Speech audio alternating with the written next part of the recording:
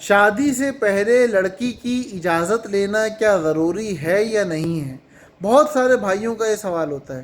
تو یاد رکھو کہ شادی سے پہلے لڑکی کی اجازت لینا ضروری ہے اور طریق نبوی صلی اللہ علیہ وسلم ہے۔ ایک طرف تو حضرت خدیجہ رضی اللہ تعالیٰ عنہ کا عمل ہے کہ خود اپنے نکاح کا پیغام اللہ کے نبی صلی اللہ علیہ وسلم کو بھجوایا، جس سے ہمیں پتہ یہ چلتا ہے کہ عورت اپنے نکاح کا پیغام خود بھیج سکتی ہے۔ دوسری طرف حضرت فاطمہ رضی اللہ تعالیٰ عنہ کے لیے جب حضرت علی رضی اللہ تعالیٰ عنہ کا رشتہ آیا تو حضور صلی اللہ علیہ وسلم نے حضرت فاطمہ کی اجازت طلب کی اور حضرت فاطمہ کی اجازت دینے کے بعد حضرت علی سے شادی کرائی۔ جب حضرت علی جیسے کے لیے نبی کریم صلی اللہ علیہ وسلم جیسی شخصیت اپنی بیٹی سے اجازت لے رہے ہیں تو ہماری اور آپ کی کیا اوقات ہے کہ اپنی بیٹیوں کے فیصلے خود سے کرنے چل پڑیں۔